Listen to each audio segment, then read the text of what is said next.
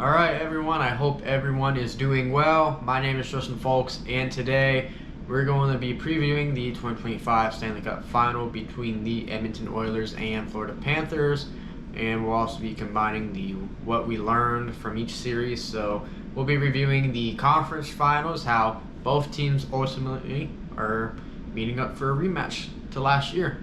So how this is going to work in this video, I'm going to do the what we learned portion, and then afterwards we'll preview the series, and then at the end you'll get my predictions. As per usual, when we review these games, I'll go over each game in one sentence, and I'll give you a summary of what I've thought about the series. We'll look at some stats, and then afterwards we'll do the preview. The first one will be the Eastern Conference Final, which ended first, which was between the Carolina Hurricanes and the Florida Panthers.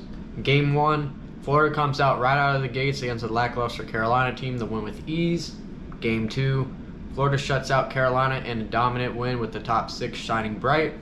Game 3, Carolina falls to pieces as Florida runs them over in the third period with 5 goals in 9 minutes. Game 4, Carolina responds in an elimination game with a shutout win over Florida to extend the series. And in Game 5, Florida wins with multiple responses to overwhelm Carolina and advance to the Stanley Cup Final.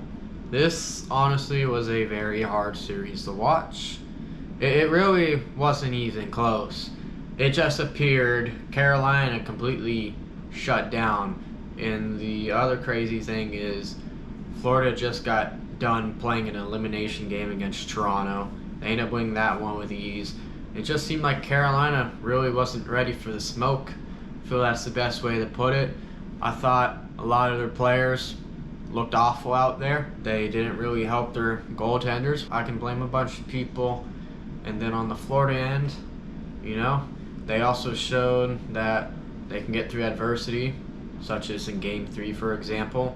So Carolina just honestly was not prepared, but hey, at least they won a game in the conference finals for the first time since 2006. For Carolina, their penalty kill, we talked about how good their penalty kill was throughout the entire regular season and the first 2 rounds. Well, not this time around, because this time they did not defend penalties very well, especially at the start of the series. They went 12 for 17 on killing penalties, and that means approximately 30% of the time they were on a penalty kill, they end up conceding a goal. And then there's so many players I can go throw the blame game at Carolina, but I'm going to show you what Frederik Andersen's round 3 stats look like. Playing in 4 games, he ends up going 1-3 for his record. He ends up getting just the 1 shutout in the win, but a 3.25 goals allowed on average and a .86 save percentage. That dropped his overall save percentage. What I'm trying to say is neither goalie, in my opinion, was at blame. I could put Chekhov's stats, but I'm just going to be beating a dead horse here and be looking at essentially the same thing. So I just think a lot of players in Carolina didn't show up. I think Brent Burns was fine, but everyone else, not so much. For Florida, Sam Bennett ended up getting red hot in round 3. He ends up getting 4 goals, 3 assists for 7 points, but he only has a +3. Could be a little higher there. And then we haven't talked about Sergei Bobrovsky all playoffs on this channel, but so far, after 17 games played, he has a 12-5 record with 3 shutouts, 2.11 goals allowed on average, and a .912 save percentage. Bobrovsky has been very good throughout the majority of the playoffs. He's had a couple games where he slipped up, in my opinion, but overall, he's a big reason why Florida's probably still in this thing. We'll see what they can bring to the Stanley Cup Final. Out in the West, we have the Western Conference Final. That was between the Dallas Stars and the Edmonton Oilers. Game 1, Dallas takes advantage of an Edmonton collapse with 5 goals in the third period. Game 2, Edmonton shuts out Dallas to even the series with big games from Nugent Hopkins and Stuart Skinner. Game 3, Edmonton takes a series lead in dominant fashion over Dallas. Game 4, Edmonton puts Dallas on the brink of elimination in a battle of special teams. And in Game 5, Dallas is caught sleeping early in an elimination game, and Edmonton makes them pay the price setting up a rematch of the 2024 Stanley Cup Final. A lot of people thought that the Dallas Stars were just going to cruise right through Edmonton. Did not happen that way at all. They ended up having an explosive third period in Game 1. That was really the only game they won. Other than that, this series was honestly just all Edmonton. I don't really have a lot of players to highlight on Dallas. A lot of them got just pretty much shut down offensively. The only player of interest that I just wanted to shout out, because I didn't want to bash any players honestly, but this one is Jason Robertson. In round 3, he ends up getting 4 goals, 1 assist for 5 points. Ends up finishing with a -2, so even if the forwards produced, they were still on the ice for more goals when conceded. But I may have found an interesting thing that I don't know if people have caught on, but the Dallas first pair between Esa Lindell and Miro Heiskanen, they weren't really that good. Both their goals end up coming in Game 1 with Lindell and Heiskanen both getting a goal. Heiskanen also gets that 1 assist for 2 points. But Lindell finishes with a -3. Heiskanen finishes with a -4. I remember them getting exposed plenty of times in this series. I feel Game 5 just put the cherry on top. Lindell was out there a lot of times. I remember him being out there for at least 3 goals. So honestly, I think the Dallas first line pair did not do any favors for the Stars in this series. I know people talk about leadership about Jamie Benn too. Maybe that's another factor. And then on the other end for the Edmonton Oilers, 2 players I wanted to shout out is Ryan Nugent-Hopkins. In round 3, he went off. He ends up getting 2 goals, 7 assists for 9 points, and he finishes with a +5. On the other end, we haven't talked about Corey Perry all playoffs. He's been really good on the power play, and he has a really nice role with his line mates. So overall, he's played 16 games, and he has 7 goals, 3 assists for 10 points, and he has a +4. He can be a pest. I would know as a Tampa fan very well. It was good to have him on the team, and he's going to another Stanley Cup Final. So we'll see if he can win his second Stanley Cup, since I know his days in the NHL aren't going to be around much longer. Alright, now before we preview the teams, I am going to preview the schedule first. Every single game for the time, it will be 8 p.m. Eastern and 5 p.m. Pacific. Edmonton has one home advantage for the series, so Game 1 will be in Edmonton starting on June 4th, then Game 2, June 6th, and then Game 3 we'll head to South Florida in the Fort Lauderdale area on June 9th for the Florida Panthers play in Sunrise, Florida. And then Game 4 will be on June 12th. The NBA schedule helps spread this out.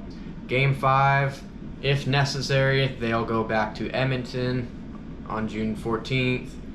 And if the series continues on, we'll go back to South Florida on June 17th for Game 6. And if we have to have a Game 7, it will be in Edmonton on June 20th. I hope the Game 7 thing low-key doesn't happen, because I am supposed to be leaving for Houston that day, so it may be hard to post my final thoughts on the whole thing. Now, we're going to preview the teams. First off, I'm going to put both teams' projected lines on the screen. I believe these are based off the last games they've played. So they should honestly stay the same, minus maybe the 4th line in Edmonton, but we'll get to that. And we're going to compare a little. We're going to start with the forwards first. On the first line for Florida, you have Alexander Barkov, who's leading that line. And then on the other end, you have that red-hot first line right now going for Edmonton. For the second line on Florida, all those players have been red-hot, especially Sam Bennett. And then the second line in Edmonton, they've gone through adversity and they're only looking better as time goes on. The third line for Florida is absolutely deadly. We talked about those 3 players after round 2 of the playoffs. And then for line 3 for Edmonton, I would say there's some concerns, and they're going to need to pick it up, honestly. And for the 4th line on Florida, Paul Maurice puts that together in round 2.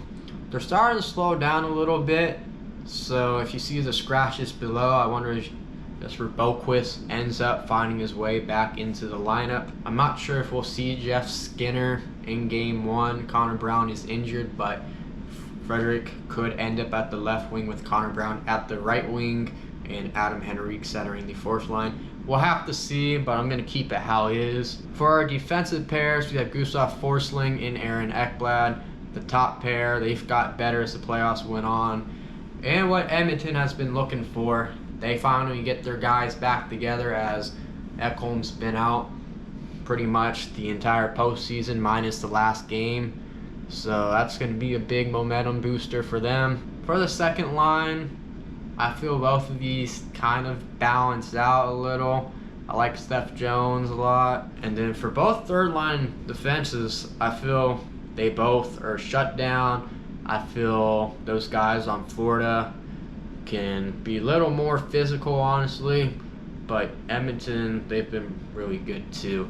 And then for our goaltenders, we'll review a side-by-side match of them, but Sergei Bobrovsky will obviously start with Vanecek as the backup, and then Stuart Skinner should be expected to start with Calvin Pickard as the backup. So if things go wrong, Edmonton can just pull the switch and choose the other goalie, unlike Florida. The scratches I just wanted to go over real quick. You have Belenskis on Florida, Boquist we already mentioned, and Nico Sturm. And for the Edmonton Oilers, you have Max Jones, Derek Ryan, and Troy Stetcher. And they also had 2 injuries. Connor Brown, we'll see if he returns. I haven't heard anything about him. And Zach Hyman is out for the season and probably going to be out going in the next season as well. After just reviewing those lines, I feel this series, Florida's third line is going to have to be the X factor. They're going to have to show up. I think they will, but welcome to the Stanley Cup playoffs. Things happen. We'll see. Now we're going to compare more of the team stats overall, compare how they all are as a team, and you'd be actually surprised how close some of these are. So I'm going to start with the goals for Florida. Has 66 goals, and Edmonton has 65 goals, so that's only a difference of 1 single goal. On the other hand, Florida's only allowed 39 goals, and Edmonton has allowed 45 goals. Reminder, Edmonton had that shaky round 1 start. For the power plays, Florida is 23.2%, while Edmonton is a whopping 30%.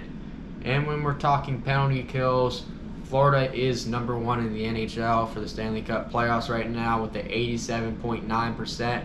And Edmonton, not so good at a 66%. So discipline for Edmonton is going to be key.